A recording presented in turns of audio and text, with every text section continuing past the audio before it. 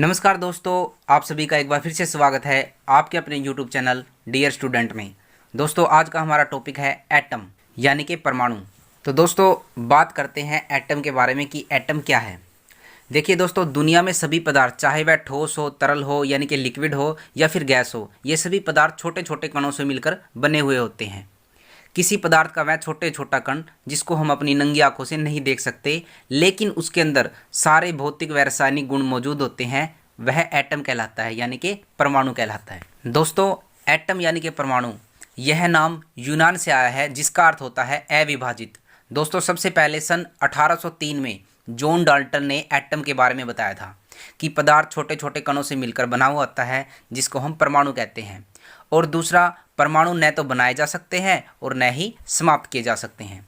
उसके बाद सन 1912 में नील बोर ने बताया कि इलेक्ट्रॉन नाभिक के चारों ओर चक्कर काटते हैं। इसके अलावा रदरफोर्ड ने भी एटम के बारे में बताया था। दोस्तों, हम आपको बता दें कि सबसे पहले एटम के बारे में सर्वप्रथम जॉन डाल्टन ने बताया था और इलेक्ट्रॉन की खोज जे थॉमसन ने 1911 में की थी। प्रोटॉन की खोज रदरफोर्ड ने 1911 में की थी। इसके अलावा 1880 में गोल्डस्टीन ने भी प्रोटॉन के बारे में बताया था। न्यूट्रॉन की खोज 1931 में जेम्स चैडविक ने की थी। और अब हम बात करते हैं एटम की संरचना के बारे में कि एटम के अंदर होता क्या है। तो दोस्तों, मान लीजिए यह हमारा एटम है। एटम के बीच में यानी कि इसके सेंटर में नाभिक होता है जिसको इंग्लिश में न्यूक्लियस बोलते हैं।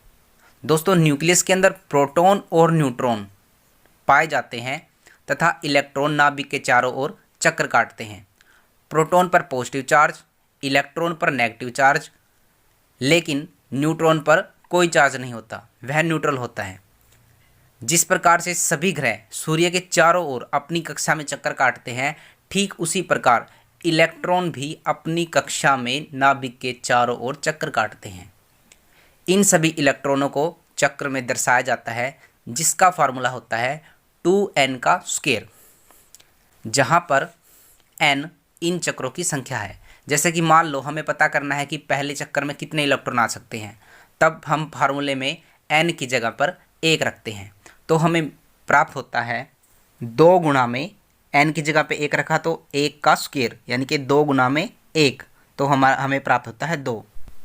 ठीक इसी प्रकार से दूसरे चक्कर का निकालेंगे और दूसरे चक्कर में n की जगह पर 2 रखेंगे, तब हमें प्राप्त होगा 2 गुना में 2 का स्क्वायर, और 2 गुना में 2 का स्क्वायर को अगर सोल्व करेंगे तो आ जाएगा हमारा 8। इसी प्रकार से तीसरे का और चौथे का निकालेंगे। तो इसी प्रकार से पहले चक्कर में 2 से अधिक इलेक्ट्रॉन नहीं आ सकते, दूसरे चक्कर में 8 से अधिक इलेक्ट्रॉन नहीं आ सकते तथा तीसरे में 18 से अधिक इलेक्ट्रॉन नहीं आ सकते।